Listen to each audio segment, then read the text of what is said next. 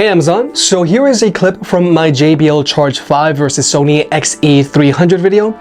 In this clip, we're going to be comparing the speaker setup and sound quality performance differences between these two speakers. If you want to actually hear what these two speakers sound like, or if you simply enjoy this clip, then you can always watch the full video. But now, let's talk about actually listening to music with these speakers. Regarding speaker setups, the XE300 has a very standard speaker setup for a mid-size speaker. It has dual frontward firing woofers and dual passive radiators that shoot out its sides. Whereas with the Charge 5, it also has dual passive radiators that shoot out its sides, but it has a single frontward firing woofer that handles the mids, and it has a single frontward firing tweeter that handles the highs. And having this type of setup really helps with instrument separation. But let me just show you.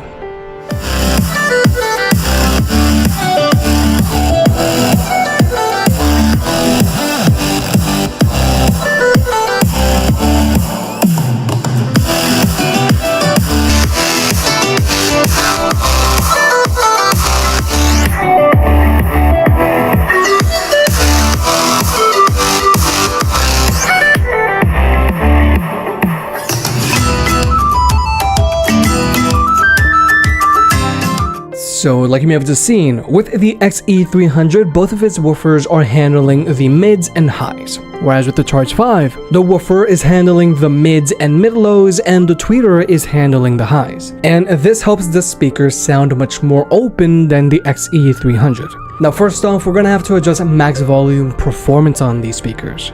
Like you may have just seen, even at max volume, the XE300 was struggling to keep up with the Charge 5 while it was playing at 87% volume. In general, the XE300 is a quiet speaker. Combined with the fact that the speaker has a warmer sound signature, this isn't the best speaker out there if you want to use this speaker outdoors on a regular basis. Whereas with the Charge 5, this speaker gets noticeably loud for a mid-sized speaker. It doesn't leave you wanting more like the XE300 does. Now, with both of these speakers, I did find that if you use them while they're plugged in, you will technically get a performance boost out of them. But it's so small, I doubt that you'll even notice, because I really did.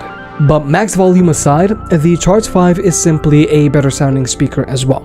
Like I mentioned a few times already, the XE300 is a very warm sounding speaker and it can sound shallow. Whereas with the Charge 5, it's a much more balanced sounding speaker with stronger mids. Now you can go in and raise the mids and treble on the XE300 so that it doesn't sound as warm, but even still, the XE300 just doesn't have nearly as good instrument separation as the Charge 5. And also, the Charge 5 has harder hitting bass that also resonates cleaner than the bass on the XE300. So overall, when it comes to sound quality, the Charge 5 easily outperforms the XE300. It has the better instrument separation thanks to its dedicated tweeter and dedicated woofer, and it simply gets noticeably louder. Now, overall, I like how the Charge 5 sounds with its stock EQ, but you can customize it to your liking, and this is something that you couldn't do when this speaker first came out. So if you want more bass, you can do that, or if you plan on using the speaker outdoors, you can raise the mids and trebles so that it can get a little louder.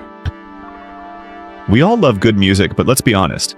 Weak speakers just don't cut it. Low volume, annoying. Poor bass, disappointing. Short battery life, a total buzzkill. That's where the JBL Charge 5 unit comes in. Just connect your phone, hit play, and boom. Powerful JBL Pro Sound. Fills the room. No distortion, no weak bass. Plus, with dual bass radiators, every beat feels alive, whether you're at home, on the beach, or at a party. And let's talk about durability. IP67 Waterproof and Dustproof moina, so you can take it anywhere without worry. The built-in power bank keeps your phone charged, and the 20-hour battery life to clause means the party never stops.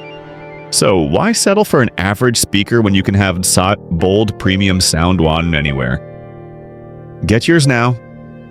Links in the bio, description, or pinned comment. Double asterisk.